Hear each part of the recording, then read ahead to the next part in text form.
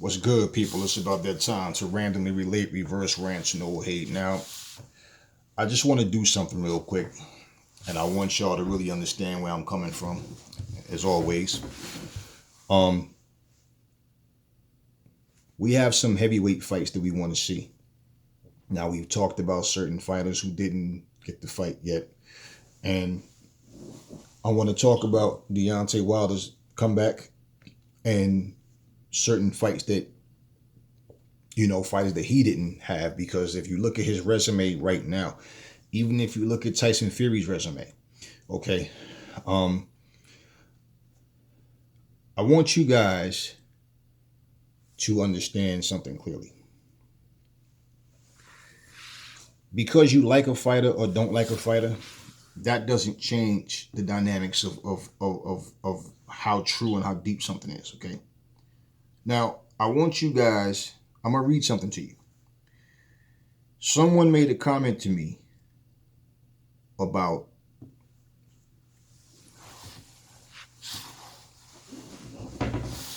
another fighter, one fighter being better than another because this person has done more. And I said, okay, so let me ask you a question. What you're saying is this person has done more than that person. But does that necessarily mean that they are better than them, that they can beat them? And that person was, I said, okay, well, let's use Floyd and Pacquiao, for example, right? And he said, well, that's what I was getting ready to say. I said, good. Now, I'm not going to go into the Floyd Pacquiao situation. I spoke about that last year sometime. I want you guys to understand something, all right? We're talking about guys fighting maybe 3, 4, 5 top guys, right? Versus, other guys like, look, Floyd has beat 23 world champions, right? Now, I'm just going to give you something. He beat Angel Manfredi. Now, all these fighters I'm going to name, the majority of them people praise, like literally praise. And a lot of them are Hall of Fame, future Hall of Famers. So he beat Angel Manfredi, Robert Guerrero, Carlos Baldomir, Gennaro Hernandez, Arturo Gatti, Emmanuel Augustus, Jesus Chavez, Sean Bay Mitchell. Okay. Juan Manuel Marquez, Zab Judah, Marcos Maidana, Shane Mosley, Andre Berto, Ricky Hatton, Victor Ortiz. Now, Manny Pacquiao, Canelo Alvarez, Oscar De La Hoya, Jose Luis Castillo, Miguel Cotto, Diego Corrales. Now, let me just say this, right? We were talking about the heavyweight division. Now, we know that currently Anthony Joshua and Dillian White are fighting the tougher guys out there. And we know this. Now, my thing is, I was conversating with someone who was talking about who's who of the heavyweight division. And we were laughing because, basically Blue Blood and even Fanon at one point is talking about how, Deontay Wilder is fighting all the best fighters in the division, which is bullcrap. Now, let's look at something, because I don't know if people actually really think about this.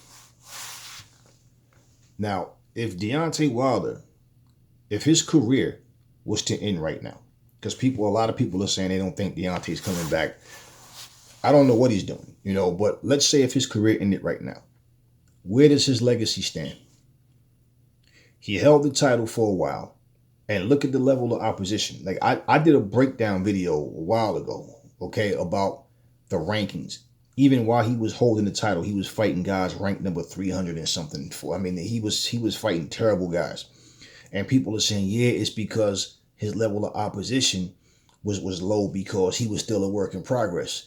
Right. But Anthony Joshua won his first title when he was like, his 16th fight. Wilder won his when he was on like his 30th, or up in his 30s, right? Okay. 30-something plus fights when he won his title. Anthony Joshua was still in the work in progress, but he fought Carlos Takam when he was still good. He fought Klitschko, you know, fighting Pavek and Joseph Parker. You know, he didn't have to go after Charles Martin, but my thing was always, why didn't Wilder? You know, now this is not about a comparison of attitude so much. What I'm saying is, look at what Anthony Joshua has done, and he's a two-time unified champion and getting ready to fight. Well, preparing to fight Tyson Fury. You know, if the fight materializes, you know, we'll see. But think about what I'm saying. He already has a much stellar resume than Tyson Fury and Deontay Wilder. But he has the best resume in the heavyweight division. I mean, Andy Ruiz, I forgot about you for Andy Ruiz. Okay, look at all of these world champions. Okay, that Floyd Mayweather has beaten. Yet people still make excuses. Oh, he picked guys when they was too old or too young. Oh, he was the master manipulator. Oh, he was this, right?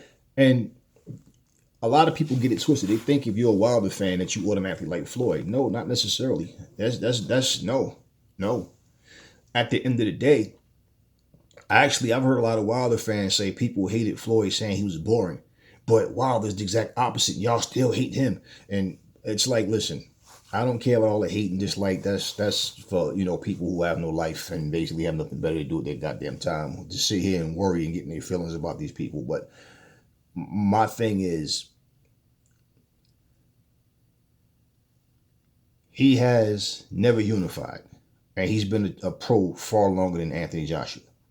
Okay. He still hasn't fought Joseph Parker. He hasn't fought Andy Ruiz. You know, he hasn't, you know, fought AJ. Hasn't fought Dillian White. You know what I'm saying? Joe Joyce is now in this mix. You got Usyk that's in this mix. So, out of all of these top guys, who is he going to end up fighting? You know, I don't see him coming back taking a tough fight. I just can't see that. If he does, hey, more power to him. We'll see. Maybe we won't. But who is he gonna fight? Because the older you get, and the longer you're waiting, the longer he's up that ring, that just works against him. Now, if he's actually physically damaged, because you know Deontay said he was never hurt by Tyson Fury, right? He was never hurt. And the same people saying, oh, you can't take what Tyson Fury says literally. Well, why can't we take what everybody else said literally, right? Until we find out that they're lying. Joking and lying are two different things. He said he was never hurt in the fight, but isn't the arbitration about him suing, for money? And this supposedly leaked footage. I heard the video, the audio clip of Bob Arum saying worst case scenario is we might have to pay Deontay Wilder some money for damages. Okay, so if you were never hurt, does it make any sense to say, well, no, Your Honor, I'm not damaged at all. He never hurt me, but I'm suing for damages?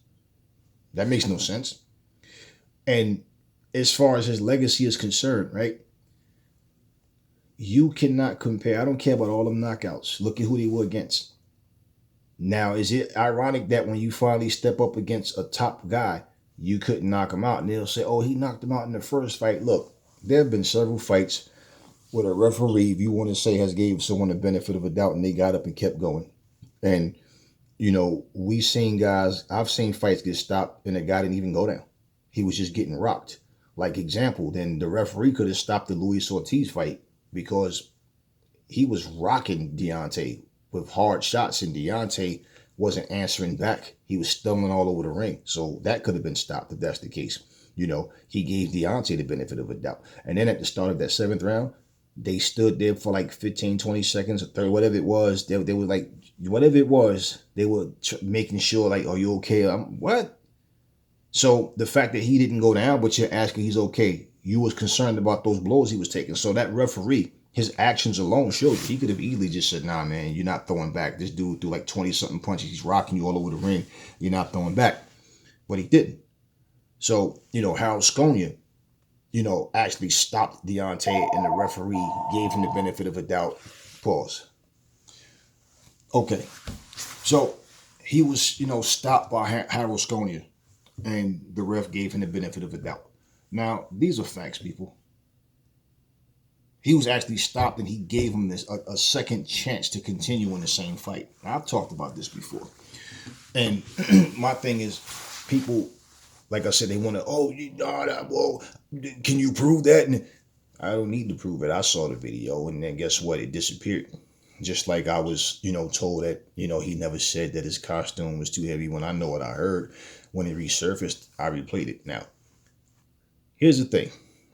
I posted rather. Here's the thing, okay? All the excuses is not going to change anything. It's not going to help any fighter in the ring. When I'm looking at Deontay right now, the fights that he didn't have, like example, he fought Luis Ortiz twice. One of those fights could have been against Dylan or against Joseph Parker or Andy Ruiz, right? Or Anthony Joshua for that matter.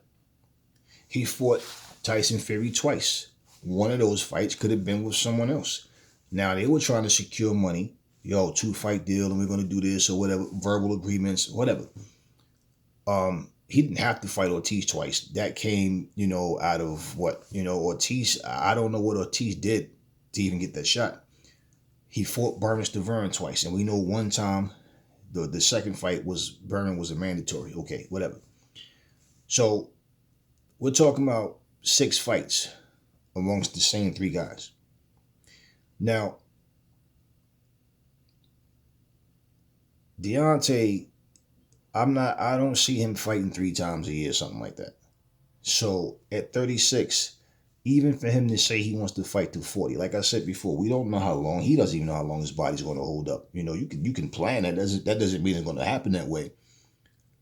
Are you going to fight any of these top guys? Now, think about it. Guys like F.A. Ajamba, right? Now, how much improvement they have through time, that's yet to be seen.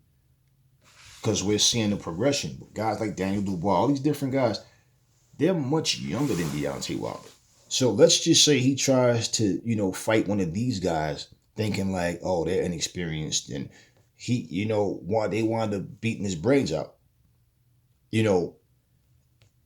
At least if you lose to an Anthony Joshua, you lost to Fury already. Now, if you lost to an Anthony Joshua or a Ruiz or a Joseph Parker, you still, depending on how you lose, if he was to lose, right?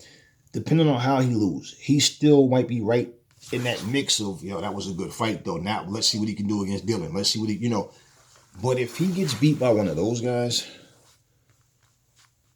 it will elevate them to a certain degree, and depends on what happens. F.A. is a guy who's, he's in that, he likes to punch and stand in. I always felt like he's just, if he catches Wilder, he can knock Wilder out for sure. Wilder also can knock him out. And the thing is, he has quicker hands than F.A. F.A. is another guy who throws a lot of lazy shots and leave himself wide open to get counted. So I always just felt like for that fight to happen, F.A., I think F.A. would need more time, but time, that's my point. Time is Deontay Wilder's worst enemy right now.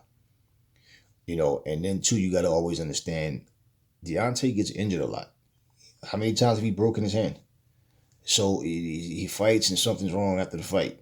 And, these things take time. So the older you're getting, it takes you more time to heal than when you're younger, right? So why is it that when we're looking at the top guys and we're saying, well, we want to see this fight and that fight and this fight. Look, we've seen, look at Joseph Parker. Joseph Parker, for example, he fought AJ, he fought Dylan.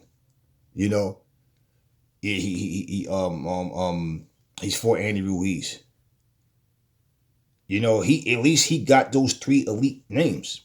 Wilder still has 1 elite name. And look, man. Look what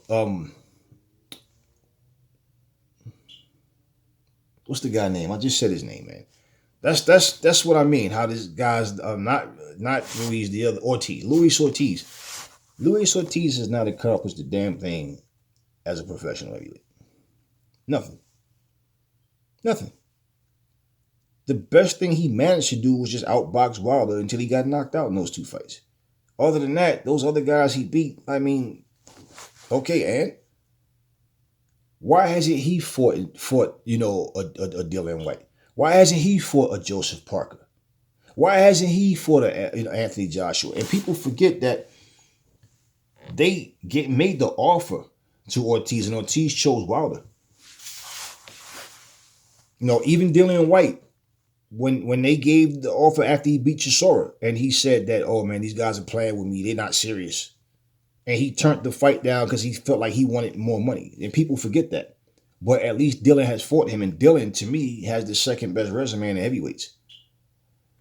A guy like Oscar Rivas, F.A., Kalnaki lost to Hellenius. But, like, at some point, as guys are going up, it becomes a crab in the barrel type thing to get to that top where, okay, somebody got to get knocked off. So they start having, like, title eliminators. They start having, like these guys got to fight. At some point, they got to fight each other. And for somebody, let's just say 4 or 5 years from now, somebody who will just be 31, 32, maybe 33, Wilder's going to be 40 and up. Now, don't get me wrong. If he can pull a Bernard Hopkins or a George Foreman, they cool. But what I'm saying is, when you look at a person's resume, look, Mike Tyson got all these knockouts. If you look at Mike Tyson's resume, right? Quick Tillers was a good fighter. Tony Tucker was a good fighter.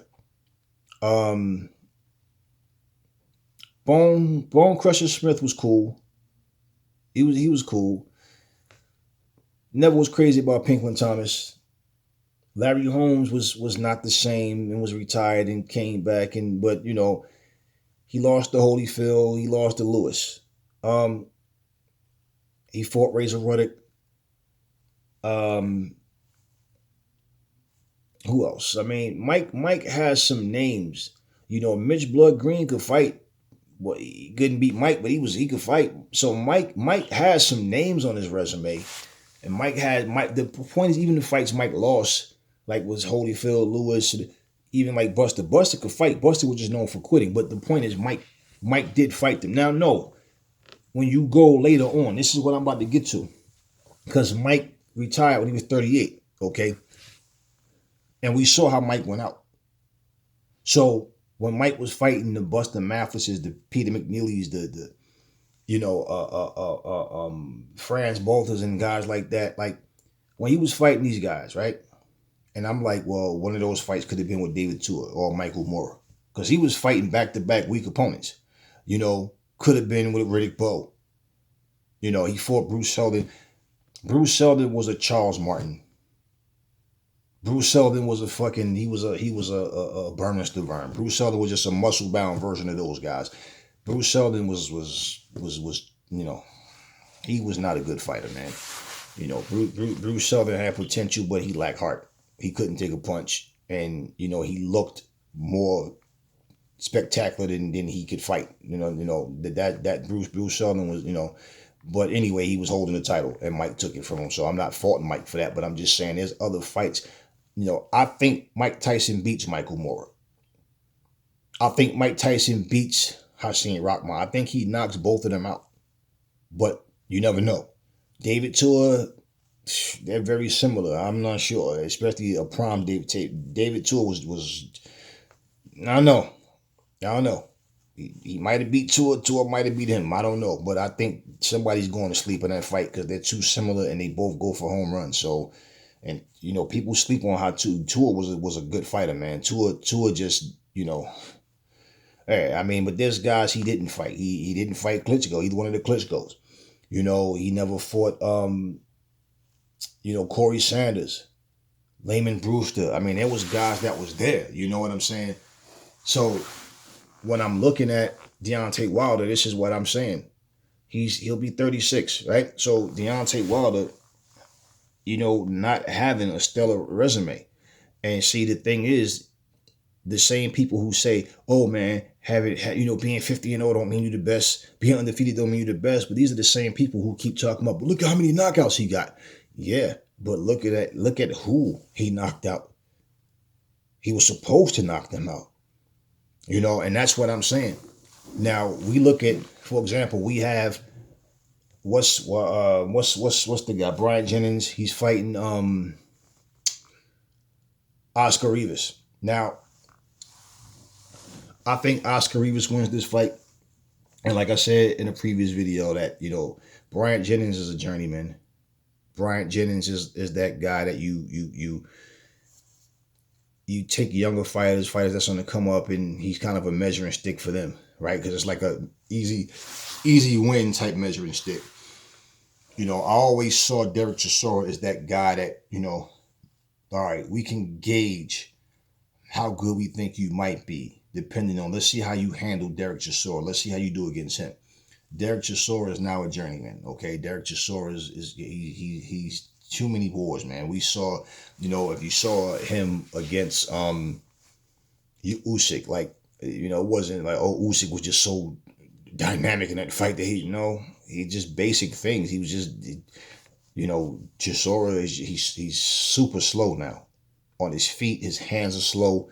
He's there to be hit. His reflexes are not the same, and basically, it wasn't even a good fight. It wasn't even a close nothing. He just got outboxed, and Usyk just danced and moved all night, stayed on his toes, and just pop, and just outworked him and beat him.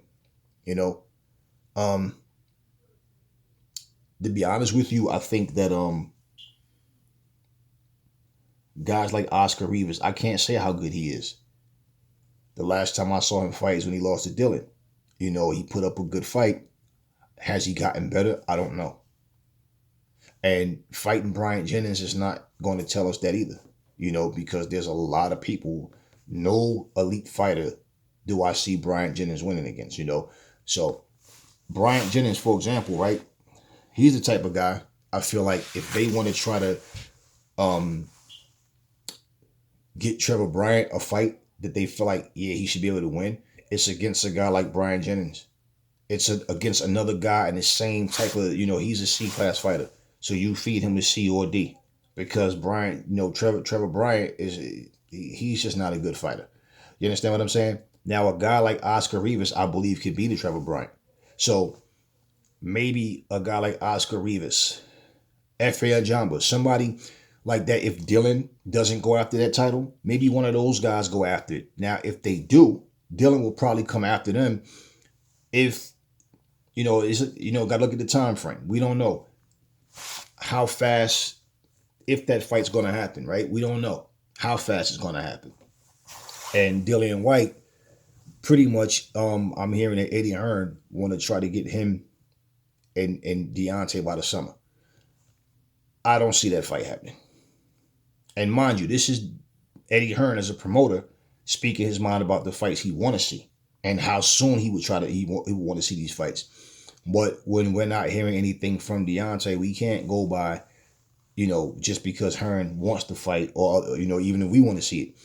Because I heard that Wilder basically responded to Dillian White and said, tell him to stop running his mouth. He's an easy win. My thing is, okay, right? All of the arguing, this is not battle rap. So as far as the insult, Dylan talks a lot of shit too. Dylan talks a lot of shit, Wilder talks a lot of shit. But at the end of the day, we're like, hey, back it up in the ring, man. You respond, but you don't make any actions. So do something about it. Dillian White just avenged his loss, right? You're coming off of a loss. How about you getting in and mix it up with him? Does the winner of Andy Ruiz versus Chris Arreola, does the winner of that fight, unless by some miracle that he's able to, pull off an upset against Andy Ruiz, Andy Ruiz should destroy Chris Arreola. So does Andy Ruiz have a rematch with Joseph Parker? I think a lot of people forgot about that. That's who gave Andy Ruiz his first loss. So, and in that fight, a lot of people, if not most, felt like Andy Ruiz won. Now, does he rematch him? Does he say, Does he rematch? Does he rematch him? Does he fight Deontay? But again, I don't see Deontay fighting any one of them off of this long layoff. I just don't see it. Tyson Fury's a better fighter than Deontay Wilder, and even he himself, he's trying to get, two tune-ups in. He wants to fight twice before he fights AJ, and that's basically what that really is to me. He doesn't want AJ, not right now anyway. He wants these two tune-up fights first. Well, Dillian White may find himself in a situation where unless he becomes a mandatory, for AJ or for Tyson Fury, he may find himself in a situation where he's fighting another dangerous fight and then lose. You know what I'm saying? And then it's like, so the boxing, the heavyweight division is like, it's just like any other division, man, where like you got all these names here, but like, and like, you want to know something? Out of every division, the more exciting divisions might be right now, I'll say 135 is probably the most lit overall, even though nothing's really going on so much. But if you look at it in terms of names, take, for example, if you say 135, automatically who you talk about? Tank Davis, even though he's going up to 140. I don't know if he's going to stay there or not, but he, Tank Davis, Teofimo Lopez, right? Devin Haney, Ryan Garcia. Lomachenko still there, but we don't know what he's doing. So that's 5 names. Now, there's other guys, but we're talking about who's seen as the elite guys. Okay? If you talk about 147, it's still the same names. Errol Spence, Terrence Crawford, Keith Thurman, Sean Porter, Manny Pacquiao. Are we going to keep saying Danny Garcia when he clearly can't beat the top guys? Right? So that's another 5, 6 guys. Now, look at the heavyweight division. Anthony Joshua, Dillian White, Tyson Fury, Deontay Wilder, Joseph Parker, Andy Ruiz, right? That's 6 guys right there. That's 6 guys right there. So out of every division, the point what I'm saying, it's for years now, that's the past 3-4 years, it's been the same names that's at the top of the food chain. The same names. Now we got to put Joe Joyce there, definitely. Joe Joyce there. And I'm not going to count out Dubois.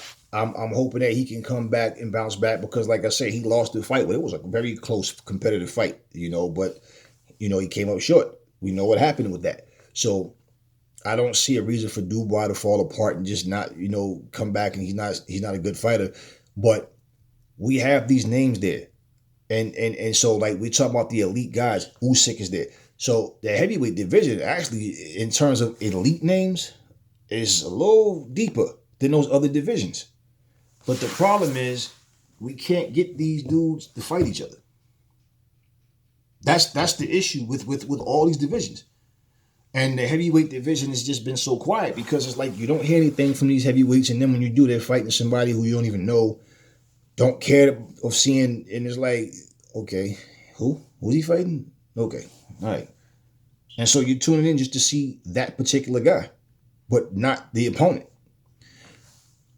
I think that if we really look at resumes, even though Tyson Fury is a WBC champion now and was unified champion at one time, had all the other titles at one time, Tyson Fury still, all this lineal champion, whatever, but his resume is still weak, man. He still has a weak resume. Wilder has a weak resume. Joseph Parker, the fact that he fought and beat Ruiz, he lost, but he fought AJ. He lost, but he fought Dillian White. I mean, you got to give him stripes for that. Now, he's about to fight Derek Chisora. If Derek Chisora can turn up and show us something different, okay, I doubt it. I doubt it.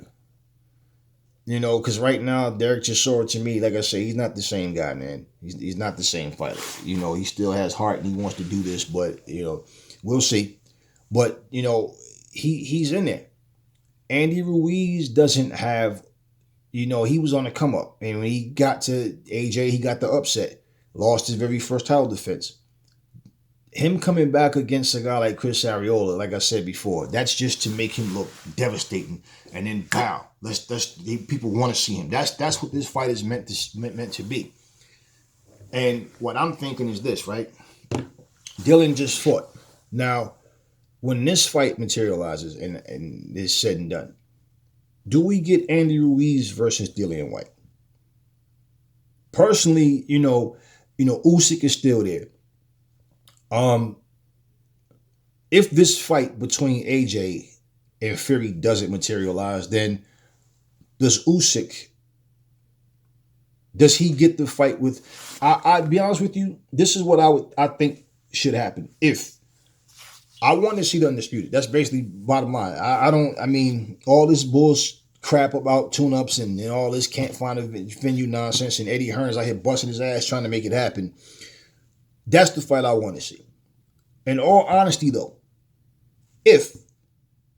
now the fact that they made Usyk, he just came to the division without having a fight became mandatory. I thought that was wrong, honestly, man. I'm like, how they gonna give him that spot, especially over a Dillian White and other fighters who've been busting their ass in the heavyweight division? Okay, you're undefeated and you came from the cruiserweights, but you haven't done anything as a heavyweight, and they made you mandatory. Okay, I didn't agree with that, but I think that if this fight doesn't happen, I think Usyk needs to get his shot at AJ. I think AJ wins that fight, but I'm going to tell you, and I already know what people are going to say, which doesn't matter, because people are hypocritical. See, the same people that praise Evander Holyfield for coming up from a cruiserweight all the way to heavyweight. Oh, but he's too small. Usyk is not a real heavyweight. James Toney was a middleweight. He was a middleweight. Went up and was giving heavyweights the business. Chris Bird was a light heavyweight. Went up to heavyweight and was giving heavyweights the business. Michael Moorer was a light heavyweight. Went up to heavyweights and was giving some of the fighters a business. He was giving some of them heavyweights, some of them, not the very elite guys, but he was giving some fighters the business. Him and Burt Cooper had a classic, man. I love that. That fight was crazy.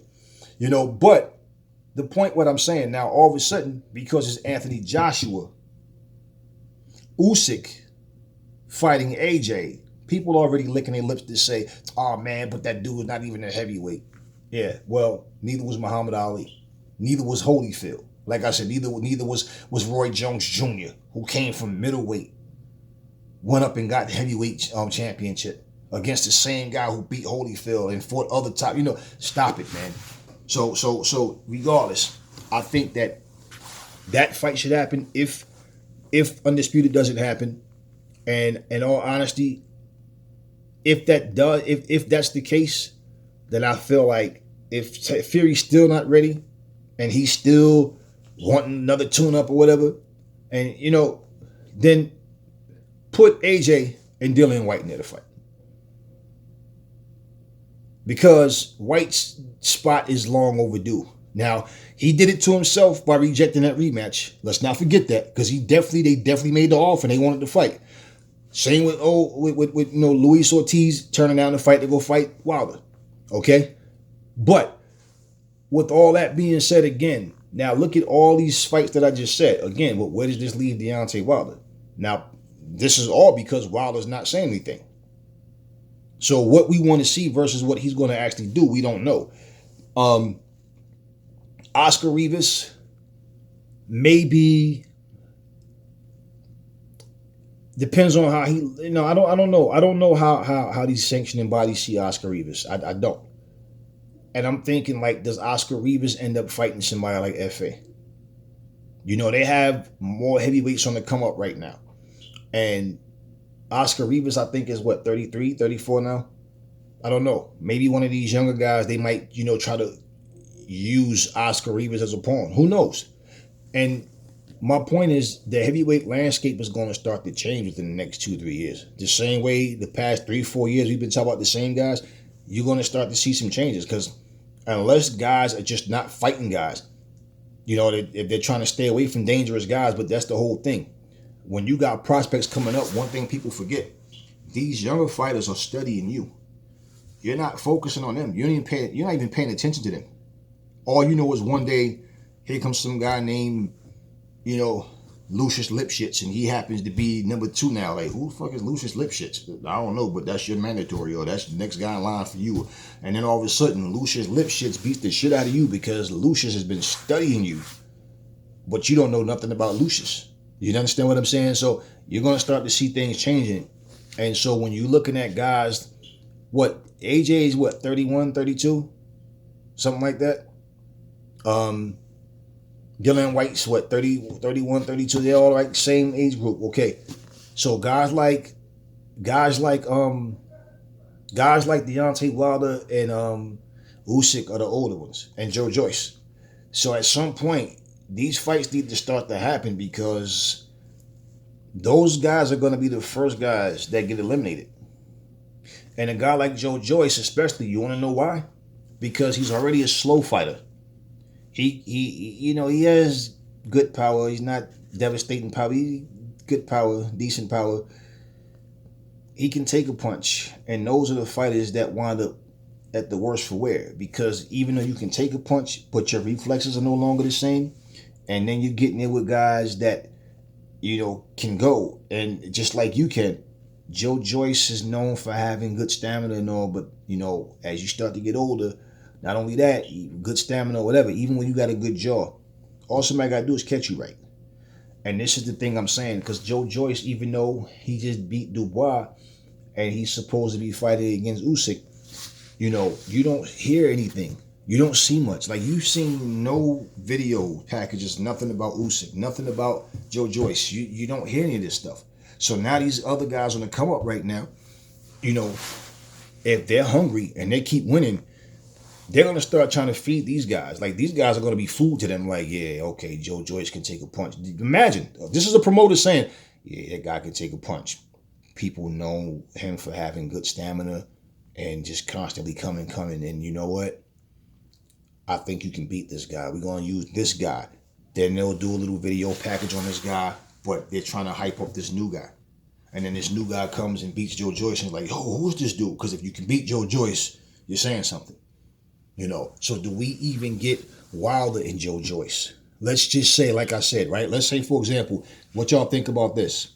Let's say, now I'm hoping for Undisputed, but like I said, let's say Undisputed doesn't happen.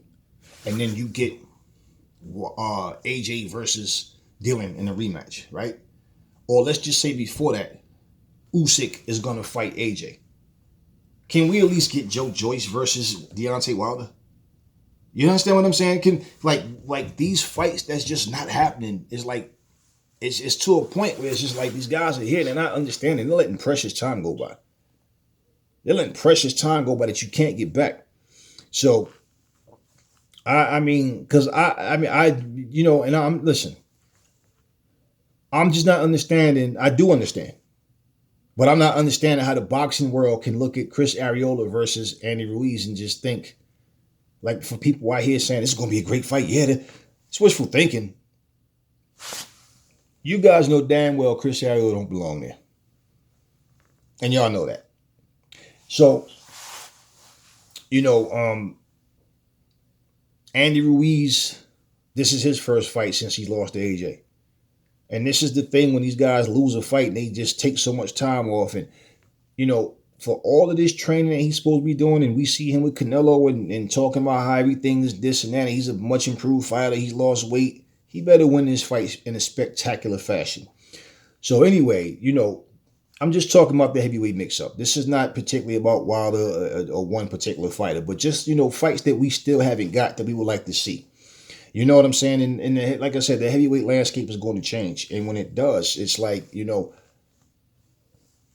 it's going to be one of those things of a who's who, and fighters who didn't take fights that they should have took. There's going to be a lot of regret there. So when you hang it up and you look at your legacy and look back with a lot of regret, that's something a lot of people, I know I wouldn't want to do that, but it is what it is. So anyway, look, y'all, never fall in love with lies. Remember, the truth brings hate out of people, and I will catch y'all on the next video.